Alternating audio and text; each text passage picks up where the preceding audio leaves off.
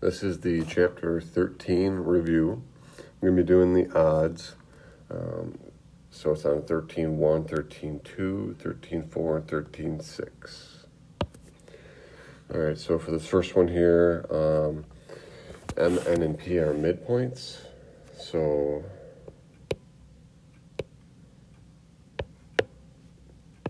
at these points right here, these are midpoints of those segments. So name a segment parallel to the one given. So we need to find one that's parallel to VU. So this line right here. So we need to find one of the segments that's parallel. So since they are midpoints, this line right here is going to be parallel. It's never going to touch. And they're going to run side by side. So it would be MP. All right, number 3, we need to solve for x. So we know that this isn't a midpoint, this is a mid-segment right here. And that mid-segment is half the size of this segment. So what we need to do is multiply this by 2. So I'm going to do 2 times 2x minus 10. I'm going to set that equal to x plus 1. So it'd be 4x minus 20 is equal to x plus 1. Bring over the x, so it'd be 3x minus 20 is equal to 1. Then 3x is going to equal 21. So x is going to equal 7. And then if we check our answers, x is equal to 7, MP. All right, 5. Find KL. Again, ML is a mid-segment, so this is half the size of this, or another way of saying it is that this is twice as big as this. So in order to set them equal to one another, I need to multiply the smaller one by 2. So it'd be 2 times x plus 12 is equal to x plus 16. 2x plus 24 is equal to x plus 16. Bring over the x, so I'd have x plus 24 equals 16. Then I'd have to minus the 24. So I'd have x is equal to negative 8. So it then says solve for ki. And ki is equal to x plus 16. So negative 8 plus 16 is equal to 8. So ki would then be equal to 8. Let's see if I did that right. Ki equals equal to 8. So it's okay if you get a negative number for the variable, like in this case x, but you just got to plug it in. Find the value of the variable and or the missing segment or angle. So we know that DB is an angle bisector. That's what I have in blue right there. We know that because of those 2 little lines right there. What does that tell us? Since that's an angle bisector, that means that this side is equal to this side. So all I would need to do is set these equal. So 3x minus 2 is equal to 2x plus 4. Bring the x's over, so that'd be x minus 2 is equal to 4. So then x would be equal to 6. Then I'm going to plug that in because it says find AB. So it'd be 3 times 6, which is 18, minus 2 is equal to 16. So AB would be 16. So those are your 2 problems right there. Let's check our answer. 6 and 16. All right, number 9, find M and LN. So again, our MO is an angle bisector. We know this because of these 2 lines. It cuts that angle directly in half. So not only are these sides equal, but then these sides are equal. So I'm just going to set these equal to one another. So m plus 7 is equal to 2m. I'm going to bring minus m on each side, so 7 is equal to m. And then I'm going to plug that in to find the whole, look, it says ln, so I got to find the whole thing. So one thing that's easy that you can do is just plug it into one side, because then that means the other side is going to be just the same. So m plus 7, that'd be 14. So that means this side has to be 14. So the whole thing is going to be 28. Check our answer, 7 and 28. All right, 11. Each figure is shown as a triangle with one or more medians. So these are medians. These are not angle bisectors, but they're medians. So that would mean this side is equal to this side, and then this side is equal to this side. So what it's saying, the reason why we need to know that is because on a median, the point from the vertex to the middle here, that's a bad line, but that point right there is 2/3 of the line. The remaining part is 1/3. Okay, so let's put that into action. So if I have just a blank problem here, QF, I need to find QF. So that's this part from the middle, this side. If XF equals 6, so the whole thing equals 6. So what if, since what I'm really looking for is that if this is a third and then I can cut this in half, then all three will be, it'll be just be 3/3 essentially. The line will be cut into three parts. I could just do XF, which is 6, divided by 3 is equal to 2. So what that means is that that's equal to 2, that's equal to 2, and that's equal to 2. So QF, the point from here to here, would then be 2. So another way to think about this is, say you were given that from the vertex to here is equal to 4, and it's asking you to find from here to here. What you would do is you would cut this line in half, so 4 divided by 2, this would be 2, and this would be 2, and then, so if this is 2 and this is 2, then the last third would then be the same as 2. Find x if xi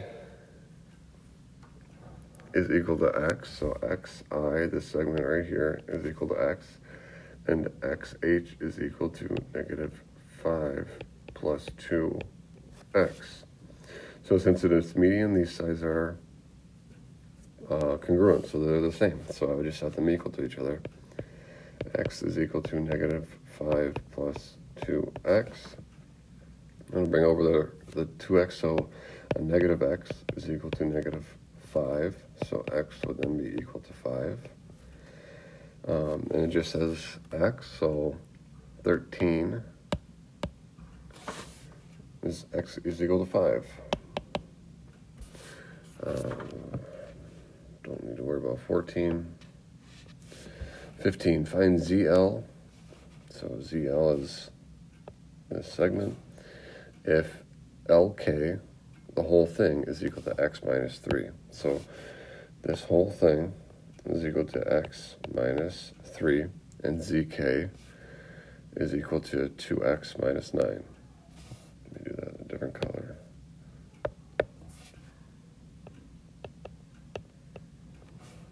So I know that 2x minus 9, the point from here to here, is going to be equal to the point from here to here. So I would just have to double that. So I do 2 times 2x minus 9. It's equal to the whole thing, which is x minus 3. So 4x minus 18 is equal to x minus 3. 3x minus 18 is equal to -3. So then 3x is going to be equal to 15, so x is going to be equal to 5. Then it says find ZL. So again, all I'd have to do is plug that in. So again, let me erase some of this for you. Keep in mind that ZK is going to be LZ. So if I find this, well, it's just going to be the same as this. So I can just plug that in to ZK. So it'd be 2 times 5 minus 9. Sorry. 2 times... Well, first off here, let's do this. Make this very simple, okay? This segment is equal to 2x minus 9. Let's just plug that 5 in. So 2 times 5 is 10, minus 9 is equal to 1. So the distance of ZK is equal to 1. And if this distance is, or if ZK is equal to 1, then LZ has to be equal to 1. So let's check our answer. ZL is equal to 1.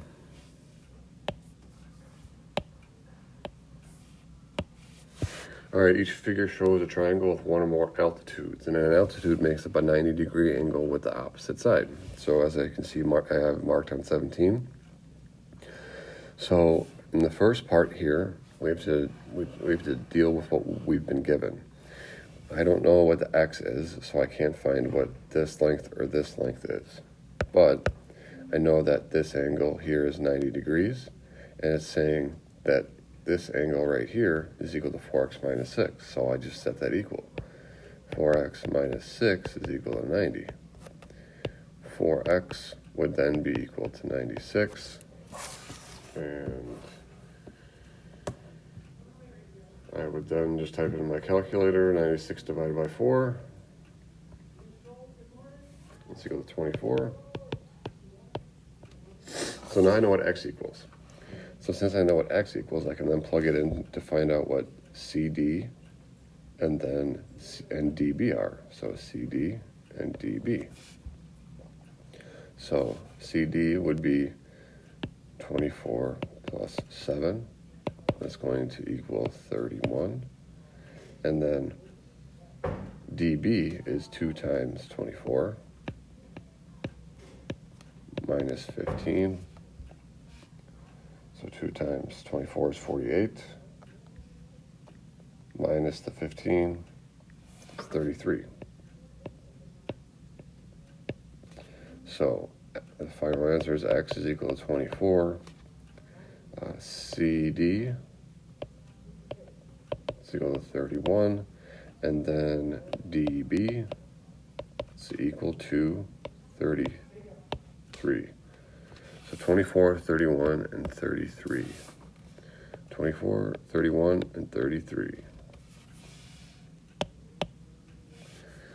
All right, 19.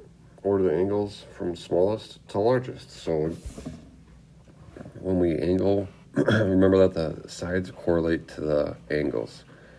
The opposite side correlates to the opposite angle. So E would be correlated to that side. Angle C would be correlated to that side, and angle D would be correlated to this side. So we need to find the smallest. Which one of these numbers is smallest? 8 is the smallest. It correlates with C. So the smallest angle is going to be C. The second smallest is 13. It's going to go to E. And then the largest is D.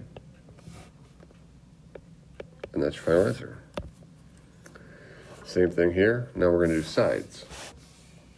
So it's the same concept. So let's find the longest. It says longest and shortest. So the longest would be the biggest angle, and that's angle Y. And that correlates with XW.